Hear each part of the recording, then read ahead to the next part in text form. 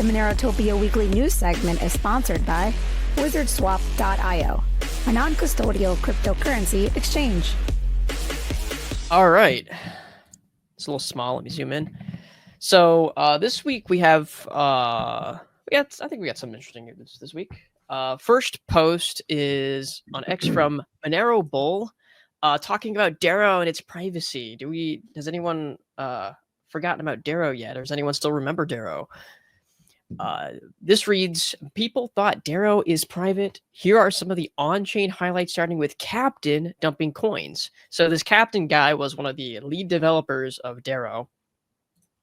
And as we can see here, because of the privacy issues that were uncovered with Darrow, the messages that were supposed to be, I guess, encrypted are basically have been all entirely decrypted, and you can read them all in plain text now.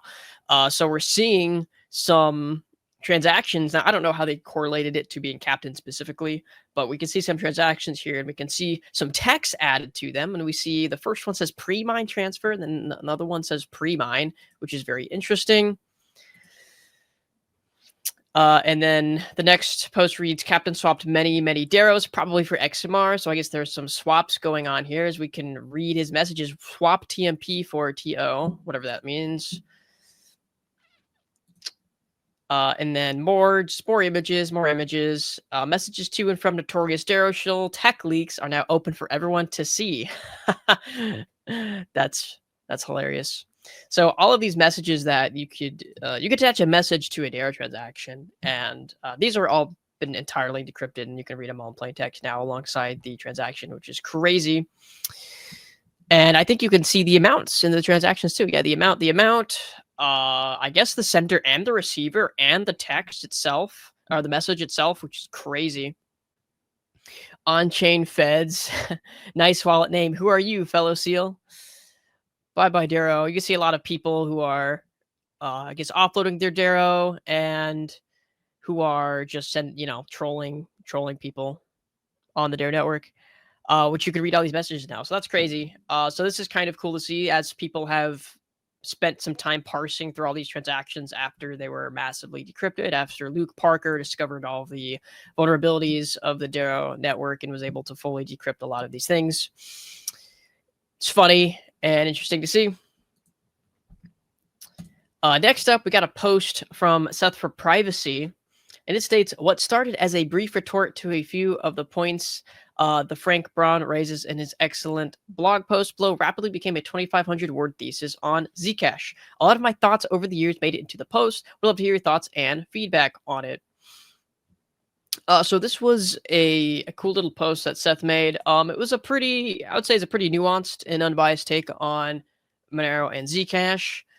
Kind of going into why Monero ultimately has won, even if Zcash does have some technically better, like sender privacy, right?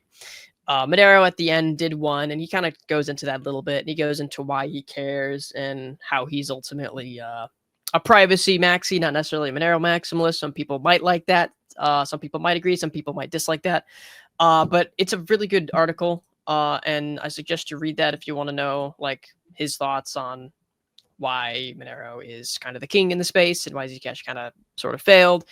And while Zcash does have like some cool privacy tech, really people don't really use Zcash, right? Like Monero is the one that people use. So that's an interesting article.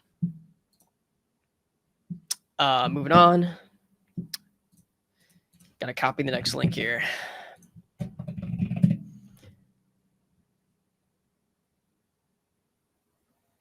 All right, so next up, we've got a post from Thomas Massie. It reads, MAGA, we want you to name and prosecute Epstein's clients. MAGA Inc. says, best we can do is 1.8 million of ads against. So Donald Trump has basically gone up against Thomas Massie and is attacking him and wants to primary him. And they are now spending lots of money on running ads against, oops, I unshared my screen. They're spending lots of money to run ads against Thomas Massie. Why? Because Thomas Massie didn't want to be a part of these really large omnibus and really large spending bills that have a lot of cruft and don't help us with the debt, all these kinds of things. And now the mainstream Republicans are all rallying up against him because he's not a air quote team player. Which just kind of shows you the state of things and where Trump and MAGA really lie, right? I think MAGA's kind of dead. It's fully like an institutional and a fully almost like a government network.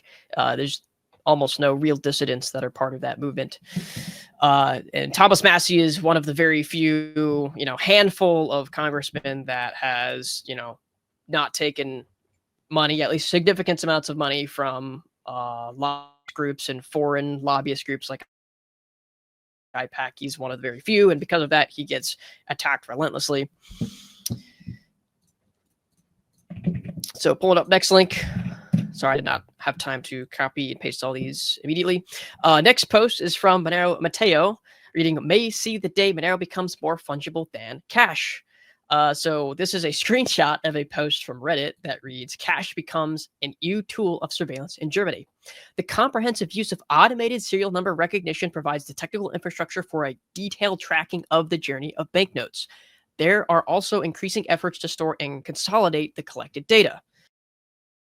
Cash thus becomes a tool of surveillance." So we've seen stuff like this sort of in the US where they've tried to use some means to be able to track cash with like features on cash. But it looks like Germany is just straight up putting serial number recognition into, I guess, ATMs and machines that read cash. And I guess their bills have serial numbers on them. So cash in a lot of countries is becoming not very private.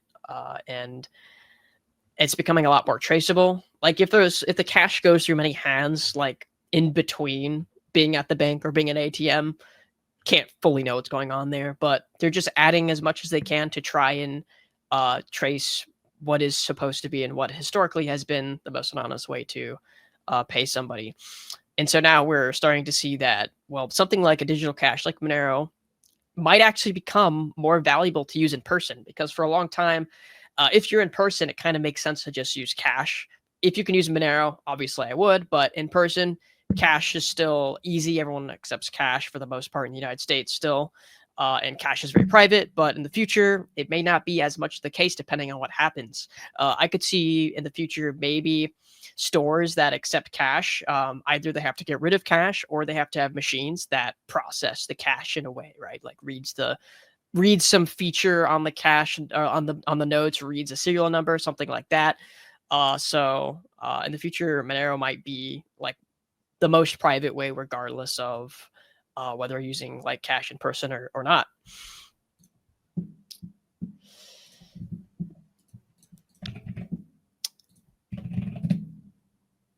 So next up, we've got a post from Schmidt, and it reads, "In Wengen," I don't know if I pronounced that right, "Switzerland, you can buy strawberries with Cake Wallet and Monero." So Schmidt has been doing, I think, a post every couple weeks or once a month on him showing off his haul he got from the Spar grocery store that he paid all with Monero. So this is a really cool thing that was developed earlier this year. There is this protocol called Open Crypto Pay that was developed by DFX, or people from DFX, the Swiss exchange. And it is an open source protocol that anyone can use that is basically trying to make it easier for merchants to accept crypto. And Cake Wallet supports reading the QR codes. It supports that protocol. So any store that uses Open Crypto Pay, which right now is mostly just some countries in Switzerland, you can pay directly with many currencies. All these currencies listed here, you can pay with Bitcoin, but of course you have Monero also, which is awesome. You've got Ethereum, you've got your stable coins, you've got silly coins like Solana. But it's really cool that there is this chain grocery store in Switzerland that has adopted Open Crypto Pay. And part of the reason it was easier for them is because Open Crypto Pay provides a service in Switzerland to convert crypto to a fiat for the store. Because while it's the most ideal scenario that the merchants will keep the cryptocurrency and keep it into the circular economy and continue that, if we're being honest, almost none of them really want to do that. And a lot of them can't do that realistically. So Open Crypto Pay is providing this automatic off-ramping service so that it makes it easy for chain stores like Spar to accept crypto but not have to hold crypto, because a lot of these merchants don't want to, especially the more corporate ones. They don't want to do it. It might be too volatile for them. Everything works in fiat. So that's cool. At the very least, it's an improvement in onboarding, and a lot of people can now pay for their groceries in Switzerland with crypto and privately with Monero, which is really cool. And moving on. All right, so this next post is from Dr. Simon Godc. Breaking: Donald Trump just called Republicans who want the Epstein files to be released stupid, live on TV. Trump, it's a hoax. Some stupid Republicans and foolish Republicans fall into the net. I'm at a loss for words. Well, I'm not very surprised by this, but let's go ahead and play this. I don't want to move past all this intrigue over the Epstein files, but I do want to ask you to clarify something you said this morning. You said this was all a hoax. Has your attorney general told you this was a hoax? What evidence have you seen? No, it's not the attorney general. No, I know it's a hoax. It's started by Democrats. It's been run by the Democrats for 4 years. You had Christopher Wray and these characters and Comey before him.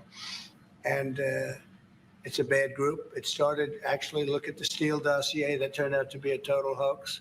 The 51 agents, the intelligence, so-called intelligence agents, it was a hoax. It's all been a big hoax. It's perpetrated by the Democrats. And some stupid Republicans and foolish Republicans fall into the net. And so they try and do the Democrats' work. The Democrats are good for nothing other than these hoaxes. They're bad for policy. They're bad for picking candidates that can get elected. Like in New York, we have a communist running. He may get elected too, actually, but he'll destroy the city.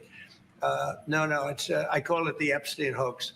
It takes a lot of time and effort. Instead of talking about the great achievements, we've had a great gentleman yesterday, as you know, went on CNBC and he made the statement that Trump may go down as the greatest president of all in the United States. And instead of talking about the things we've achieved, we've had tremendous achievement. They're wasting their time with a guy who obviously had some very serious problems, who died 3-4 years ago. I'd rather talk about the success we have with the economy, the best we've ever had, and all of the things we've done, including the Middle East. I mean, you see it. Instead, they want to talk about the Epstein hoax. And the sad part is it's people that are really doing the Democrats' work. They're stupid people. Yeah, go ahead. Well, you heard it here, folks. The Epstein files are a Democrat hoax. It is a hoax to attack and stain Trump in his beautiful, perfect image. You can see as the complete 180 has occurred over the very short time this administration has been in place. We've seen this total capitulation to not wanting to release the Epstein files for their benefit and very, very most likely foreign countries' benefits, and also his own benefit, because as we know, Donald Trump was a very good friend of Epstein for a very long time. And we don't fully know what happened behind the scenes, but it is undeniable and it's unreputable that he was a very good friend of Epstein and that he had been to his island many times. He had flown with him, partied with him, and he had known him for decades. And now he doesn't want presumably this to come out, that his name's on, going to be all over the Epstein files. Whether he could actually be charged with anything, that's a whole nother question. But it is undeniable that Trump is tied to this person that looks very bad in the public eye for good reasons. And Trump doesn't want people to see that. But ironically, this is making him look even worse. It is making him look even worse. It is making more people hate him, rightfully so, by not allowing these things to come out and by playing the part of not helping to release the Epstein files. And we saw the 180 that Pam Bondi did, Kash Patel did. Oh, suddenly there's no list. There's not even a list. It doesn't even exist. This whole time we were talking about, oh, we have the files, we have the list. Well, now it doesn't even exist. So, and releasing doctored footage of the prison that was edited and is missing some time in it, stuff like that. So not super surprising, but just unfortunate. A lot of people had a lot of hopium around, oh, we're finally getting to the bottom of this. It's finally going to come out. And of course, that didn't happen, and it's not going to happen probably ever. The machine keeps going on. And post from Mallard Beekman. Breaking at AG Pam Bondi's DOJ is mad that Roman Storm's defense mentioned privacy rights in opening statements yesterday. The United States is attempting to prohibit Roman Storm, a privacy software developer, from discussing why anyone would want privacy for legitimate reasons. And there is an image that reads, see if I can zoom in on this. Dear Judge Fila, the government respectfully writes regarding two issues raised by defendant Roman Storm's opening statement yesterday. First, the court previously relied on Storm's representation that it was not necessary to resolve the government's motion in the mind-polluting arguments and evidence regarding privacy rights unless and until Storm testified, and did not rule on that motion. After Storm's opening statement, however, it is now necessary to preclude evidence and arguments based on privacy rights. Second, this court should preclude Storm from eliciting testimony from his expert, Matthew Green, about, quote, dangerous gangs and, quote, people being threatened, harmed, and even kidnapped for their cryptocurrency, which testimony is irrelevant and inflammatory and would invite impermissible discussions of privacy rights and or notification that Storm previously foresaw. At a minimum, the court should require Storm to provide additional information regarding this aspect of Green's proposed testimony. So it looks like they don't really like that he's bringing up legitimate reasons why people might want privacy with their cryptocurrency. It's kind of, we've kind of in such a backward society that you have to justify certain things that really should just be normal, right? Like having privacy with your finances shouldn't have to justify that. Having private cryptocurrency and allowing that to exist shouldn't have to justify it, but unfortunately you do, and they don't like it when you do. So he is trying to justify why you want privacy to help show that, you know, this isn't just created for people, for criminals and for people who are stealing money and for people who want to launder money, whatever. It's created for anyone who wants privacy with their cryptocurrency. All right, up next, a post from Senator Cynthia Loomis. I am alarmed by reports that the U.S. has sold off over 80% of its Bitcoin reserves, leaving just 29,000 coins. If true, this is a total strategic blunder and sets the United States back years in the Bitcoin race. And then this was a quote tweet from the Bitcoin magazine, which reads, U.S. Marshals revealed the government now only holds 29,000 Bitcoin worth $3.4 billion instead of the estimated 200,000 BTC. Now, where this Bitcoin would have gone exactly, or why they would sell this much out, I don't know. I don't know how true this is, or if the Bitcoin maybe went somewhere else. There is another quote tweet from Lola Leitz that reads, full list of BTC holdings. Request was dated March 24th. Response is from today. DM your email, I'll send you the files. Total BTC holdings are 29,000 or approximately 3.44 billion at current price. U.S. Marshal Service liquidates assets in public auction. So unless they announce a sale, this list should be accurate. If you want to pay another 10,000, I can Google that for you. So that is interesting. I'm not sure if anyone else would have any insight into that. I don't think anyone here really cares that the government decided to supposedly sell a bunch of Bitcoin or never owned it to begin with. Moving on. This is a post from Representative Marjorie Taylor Greene. Remember when Canada froze the truckers, Freedom Convoy bank accounts, and crypto when they protested against vaccine mandates? Canada, not China. I do remember this happening. I think this was 3 or 4 years ago. Congress is passing a bill today, the Genius Act, that opens the back door to a central bank digital currency, a CBDC. The Fed has been working on this for years. The ultimate goal is to move us to a cashless society and digital currency. House Republicans want a ban on CBDC, but the Senate says they don't have enough votes to pass a ban on CBDC. Johnson refused to allow us to make amendments to the bill and says he will put the ban on CBDC in the NDAA. But if it won't pass now, it won't pass then. So why are we passing bills to lay groundwork for a CBDC that can be used against us in the future by another authoritarian regime? We saw what a politically weaponized government looked like the past 4 years. Just wait until we get another one that can turn off your bank account and stop your ability to buy and sell. I am voting no. I mean, yeah, CBDC is definitely worse. It's kind of just an advancement of the existing system we have today, if I'm being honest, where the government can exercise control over the air quote private banks to freeze your money, steal all your money, prevent you from being allowed to bank. And of course, the banks themselves often prevent people from being allowed to bank because of politics. So a CBDC may be worse, but a lot of people are already using a bank account, credit card for everything, and they're already in this controlled system. A CBDC just kind of further ties it to the central government and the Federal Reserve and makes it even easier for them to control that, which isn't ideal. But the focus should really be on just using private digital cash, using cryptocurrency that can't be controlled nearly as easily like Monero. Mainly Monero, I would say. And then using cash while you still can, or even using things like maybe gold backs.